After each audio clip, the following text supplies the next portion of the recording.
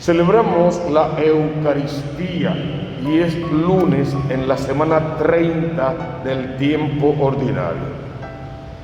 Y le pedimos al Señor que ponga su mano poderosa sobre nuestra historia de vida, para que nos veamos obligados ya a tomar una decisión, o según la carne o según el Espíritu. Porque la palabra va a decir que lo que nace de la carne es carne, lo que nace del Espíritu es Espíritu. Y resume que los que nacen del Espíritu son los hijos de Dios. Entonces el llamado es ese, a tomar una decisión. Si vas a pasar por este mundo igual como Cristo pasó y por ende vas a vivir como hijo de Dios para heredar el reino de los cielos, o si estás dispuesto a vivir por este mundo de espaldas a Dios, como si Dios no existiera, y al final no poder ver el rostro de Dios. Mira cómo le explica la primera carta a los romanos. Tenemos una deuda, así comienza la cita. Tenemos una deuda, pero esa deuda no la tenemos con la carne. Por lo tanto, no estamos llamados a vivir según la carne. En todo caso, esa deuda la tenemos con el Espíritu, porque ya el Hijo del Hombre pagó por nuestros pecados al ara de la cruz derramando su sangre. La deuda la tenemos en todo caso con el Espíritu. Si nos dejamos llevar por el Espíritu, entonces somos hijos de Dios. Lo afirma categóricamente. Si no nos dejamos llevar por el Espíritu, habría que ver de quién somos hijos.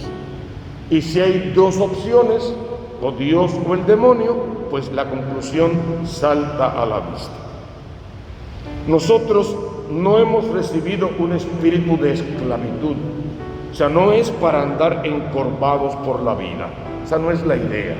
No tendríamos que bajar la frente ante nadie, porque la palabra ya nos dijo: solo a tu Dios adorarás, solo a Él rendirás culto. Por lo tanto, nosotros sí recibimos un espíritu que no es de esclavitud.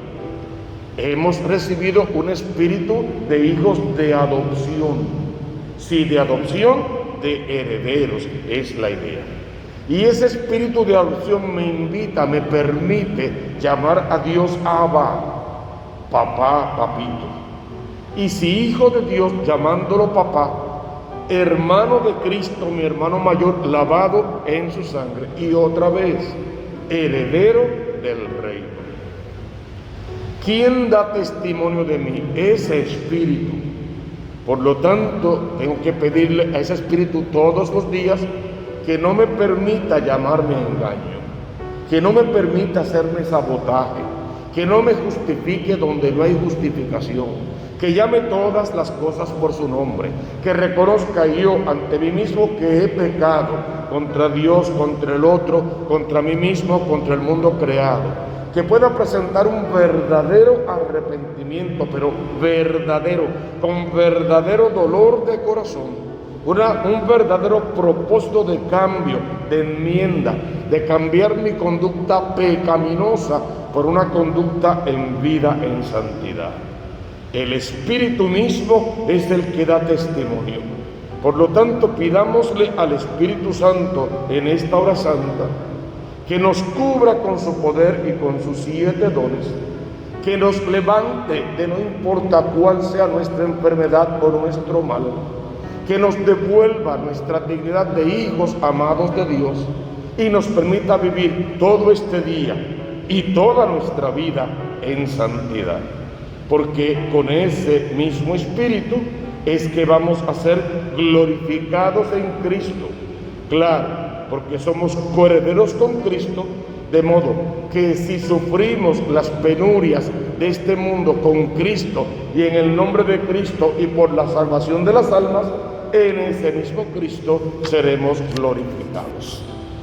Por eso cantaba el salmista: nuestro Dios es un Dios que salva. Pues a confiar en un Dios que salva, a abandonarnos al Dios que salva, a creerle a su palabra, a ponerla en práctica, y con nuestro testimonio a atraer otras almas a Dios. El Evangelio de hoy no debe ser leído sin haber entendido bien la primera lectura. ¿Qué es lo que pasa aquí? Jesús va a la sinagoga y entre tanta gente que habría allí, va a la sinagoga porque era su costumbre todos los sábados. Y así como era su costumbre, era la costumbre, la tradición y el deber de los judíos. Estaría lleno de gente aquello, cada quien en su lugar, eso sí.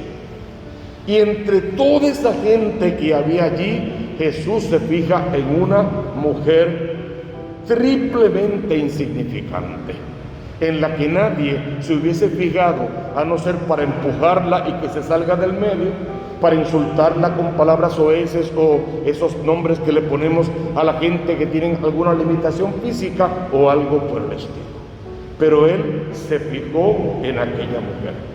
Escribe Lucas, que es médico, por eso ve su condición y sabe que serían como 18 años los que llevaba encorvada. ¿Qué pasa inmediatamente? Que Jesús la ve. No solamente la ve, la llamó. ¿Cómo la llamó? Ella no pidió nada, no hizo ningún gesto. Es bien posible que esta es de las personas que se sienten menos cada día y hasta se esconden por vergüenza de la mirada de los demás y de los atropellos que ya han sufrido. La llama mujer con el mismo título que va a llamar a su santa madre, mujer. La llama hija de Israel, la dignifica, la pone por encima de cualquiera otro. Le da el lugar que tiene como verdadera hija del Dios de Israel.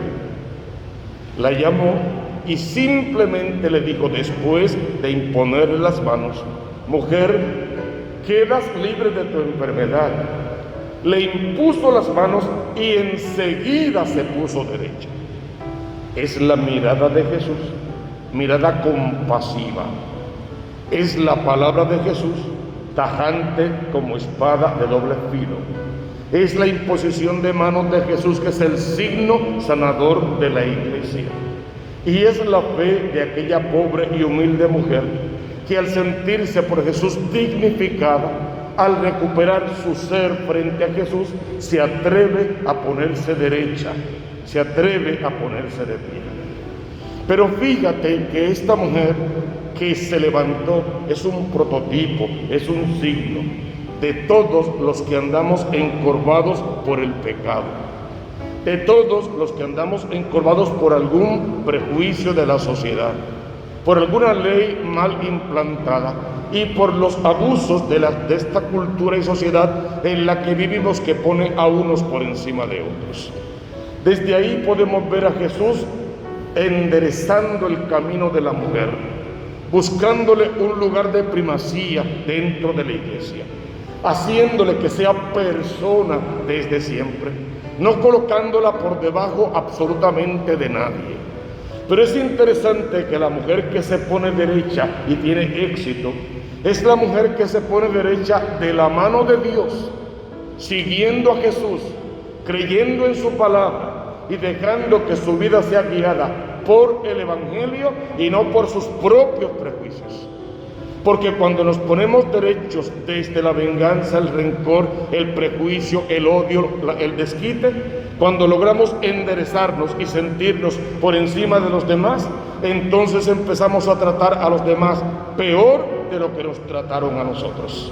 Entonces, para que tenga sentido nuestro enderezarnos, tiene que ser en el nombre de Cristo. Para que tenga sentido dejar nuestras jorobas y nuestros prejuicios y todo lo demás, tiene que ser desde la preciosa sangre de Cristo, que nos pone derechos y a su servicio, en el camino correcto para hacer lo que tenemos que hacer, que le hemos dicho 1000 veces por segundo: predicar el reino de los cielos y trabajar por la salvación de las almas. Rápido los dos bandos: los que aplauden la gesta de Jesús y los que lo critican a muerte. Primero, un fariseo: espérate, tampoco seamos tan duros con ellos. Lo que el jefe de la sinagoga dice es verdad, es su ley, es lo que él conoce. Es lo que se enseña a cumplir. Quizá él mismo no lo cumpla, pero en fin de cuentas, aunque él no lo cumpla, sigue siendo la ley. Por lo tanto, ¿a quién de verdad desató Jesús en este día? ¿A la mujer que estaba atada por un espíritu? ¿O al fariseo y el pueblo que estaban atados por una ley sin espíritu? Una ley muerta, una ley vacía. Los desata a los dos a la vez, con el uno desata al otro. Como para decir lo que cantamos siempre: que mi cansancio a otros descanse, que mi mala experiencia sirva para que otros no caminen por la senda de perdición que a mí me llevaron hasta ese pecado, y así por el estilo. Desata al fariseo cuando le dice que es mucho más importante una hija de Israel que cualquier ley pasajera. Y desata a todo el pueblo al hacerles ver el alcance de la fe, el alcance del amor. Cuando el amor de Dios se encuentra con la fe directa de una persona que sabe poner a Jesús por encima de todas las cosas, se dan los grandes milagros. A buscar los milagros no por el milagro, sino el milagro que nos conduce a Dios y por ende a nuestra propia salvación. Son lecturas muy hermosas. Debes leerlas en casa y buscar su profundidad, entenderlas y hacer que sean para siempre tu estilo de vida. Lo que más importante debe ser es que la palabra, tocando nuestro corazón, tiene que llamarnos a la conversión, y todo lo demás vendrá por añadidura.